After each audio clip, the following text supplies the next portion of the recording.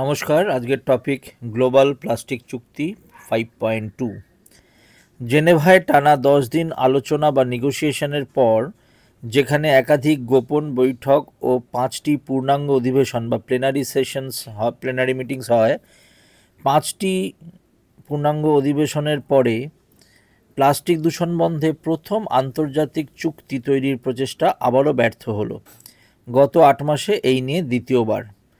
শেষ দিনে আলোচনায় ভাঙন ধরে, কারণ চুক্তির ক্ষেত্র বা স্কোপ, উচ্চাকাঙ্ক্ষা বা অ্যাম্বিশন এবং প্লাস্টিক দূষণ রোধে আইনত বাধ্যতামূলক ব্যবস্থার অর্থাৎ লিগালি বাইন্ডিং মেজার্স মূল বিষয়গুলো নিয়ে মৌলিক মতপার্থক্য বা ফান্ডামেন্টাল ডিফারেন্স থেকে যায়। জাতিসংঘ পরিবেশ কর্মসূচি বা ইউএনইপি, ইউনাইটেড নেশনস এনভায়রনমেন্ট প্রোগ্রামের আন্তঃসরকারি আলোচনাকারী কমিটি বা ইন্টারগভর্নমেন্টাল নেগোসিয়েশন কমিটি বা সংক্ষেপে আইএনসি, আইনি বাধ্যবাধকতা সহ চুক্তির জন্য পঞ্চম অধিবেশনের দ্বিতীয় অংশ পরিচালনা করছিল, যার জন্য এটার নাম 5.2 অর্থাৎ পঞ্চম অধিবেশনের দ্বিতীয় অংশ, সেকেন্ড পার্ট। 2022 সালে প্লাস্টিক দূষণ, সামুদ্রিক পরিবেশ সহ ইত্যাদি রোধে চুক্তি প্রণয়নের জন্য ঐতিহাসিক প্রস্তাব গৃহীত হওয়ার পর থেকে এই আলোচনা শুরু হয়।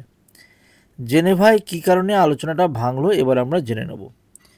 চুক্তির খসড়া বা ড্রাফট ট্রিটি গুরুত্বপূর্ণ ধারাগুলো যেমন scope, ডেফিনিশনস, life cycle of plastic অর্থাৎ প্লাস্টিকের জীবনচক্রের মধ্যে উৎপাদন হ্রাস, প্রোডাকশন কাট, রাসায়নিক নিয়ন্ত্রণ বা কেমিক্যালস অফ কনসার্ন, এগুলো ইংলিশে বলছি কারণ এই টার্মগুলো বিভিন্ন জায়গায় ভীষণ ইম্পর্টেন্ট, এসব নিয়ে মতৈক্য হয়নি। আলোচনা চলে nothing is agreed until everything is agreed নীতিতে, ফলে সর্বসম্মত সিদ্ধান্ত বা কনসেনসাস অপরিহার্য ছিল। বহু দেশ ভোটাভুটি করে অচলাবস্থা কাটানোর প্রস্তাব দিলেও তা কিন্তু হয়নি। এছাড়া চুক্তির বাস্তবায়নের উপায় বা মিনস অফ ইমপ্লিমেন্টেশন নিয়ে ভাষা নিয়েও দেশগুলির মধ্যে মতভেদ দেখা যায়, যা কড়া প্লাস্টিক নিয়ন্ত্রণে দেশগুলিকে সহায়তার জন্য প্রযোজ্য। ভারত, কিউবা ও মালয়েশিয়া এই বিষয়গুলি তুলেছিল। দুটি ব্লক মূলত দাঁড়িয়ে ওঠে, তাদের মধ্যে তীব্র বিরোধ সৃষ্টি হয়। ব্লক দুটি হলো, একটি হাই অ্যাম্বিশন কোয়ালিশন বা HAC, যেটাকে বাংলায় উচ্চ আকাঙ্ক্ষী জোট বলা যেতে পারে। প্রায় 100টি দেশ, নরওয়ে, পানামা, ইউরোপিয়ান ইউনিয়ন, যুক্তরাজ্য, UK প্রমুখ নিয়ে প্লাস্টিক উৎপাদন হ্রাস, প্লাস্টিক পণ্যে বিষাক্ত রাসায়নিক নিয়ন্ত্রণ এবং স্বাস্থ্যের প্রভাবের স্পষ্ট উল্লেখ চেয়েছিল।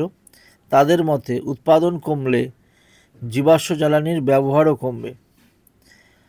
সমমনা দেশগুলির আরেকটি জোট ছিল, বা যেটাকে বলা হয় লাইক মাইন্ডেড কান্ট্রিজ গ্রুপ বা LMC। মূলত তেল ও পেট্রোকেমিক্যাল উৎপাদক দেশ কুয়েত, সৌদি আরব, ইরান, রাশিয়া, চীন ও ভারতের সমর্থন পেয়েছিল এরা। তাদের দাবি, চুক্তি বাণিজ্যিক নিয়ন্ত্রণে ঝুঁকছে, শুধুমাত্র পরিবেশ নয়, উন্নয়নশীল দেশগুলির জন্য প্লাস্টিক উৎপাদন অপরিহার্য, তাই প্রাথমিক পলিমার বা প্রাইমারি পলিমার্স উৎপাদনে কাটছাঁট করা যাবে না। তো নতুন খসড়া বা নিউ ড্রাফট বিরোধিতা কেন হলো? এটি ছিল পঞ্চম বৈঠকের দ্বিতীয় পর্ব, যার প্রথম অংশ ডিসেম্বর মাসে দক্ষিণ কোরিয়ার বুসানে স্থগিত হয়েছিল। ফলে আলোচনার ভিত্তি ছিল বুসান খসড়া বা বুসান ড্রাফট। এটি জেনেভায় হয়েছে। চেয়ারম্যান লুইস ভায়াস ভ্যালডিভিয়েসো তার টিমের সাথে যোগাযোগ দল বা কন্ট্যাক্টস গ্রুপ নিয়ে পার্থক্য কমাতে কাজ করেন। 13ই আগস্ট টকটেক প্লেনারিতে তিনি একটি সংশোধিত খসড়া দেন, যা দুই পক্ষের অধিকাংশ দেশই তীব্রভাবে প্রত্যাখ্যান করে। 13ই আগস্টের খসড়ায় জীবনচক্রের ব্যবস্থা যেমন উৎপাদন হ্রাস, রাসায়নিক নিয়ন্ত্রণ বাদ দেওয়া হয়, সংজ্ঞাগুলোও বাদ যায়। অনেক দেশ একে বলছে repulsive, imbalanced, disappointing, dilution of objectives এবং ইনস্ট্রুমেন্ট ফর ওয়েস্ট ম্যানেজমেন্ট। এটি আইনি বাধ্যবাধকতার বদলে স্বেচ্ছাসেবী জাতীয় পদক্ষেপে জোর দেয়। খসড়া প্রত্যাখ্যানের পর চেয়ার নতুন পরামর্শ দেন এবং 15ই আগস্ট সকালে নতুন খসড়া প্রকাশিত হয়, যেখানে উৎপাদন ও ভোগের আনসাস্টেইনেবল লেভেলস স্বীকৃত হয়, উৎপাদন হ্রাসের সম্ভাবনা খোলা রাখা হয় এবং রাসায়নিক নিয়ন্ত্রণের উল্লেখ থাকে। যদিও সরাসরি বাতিল হয়নি, তবু ঐক্যমত্য আসেনি। তেল এবং পেট্রোকেমিক্যাল উৎপাদক দেশগুলি এর বিরোধিতা করে। এবার জানা যাক ভারতের অবস্থান কী ছিল। ভারত বুসান বৈঠকের মতোই উৎপাদন হ্রাসের বিরোধিতা করে তেল উৎপাদক দেশগুলির পাশে দাঁড়ায়। তবে এবারে প্রথমবারের মতন চুক্তির টেক্সটে বিশ্বব্যাপী কোনো পণ্য অপসারণের তালিকা বিরোধিতা করে, অর্থাৎ গ্লোবাল প্রোডাক্ট ফেজ আউট লিস্টের বিরোধিতা করে।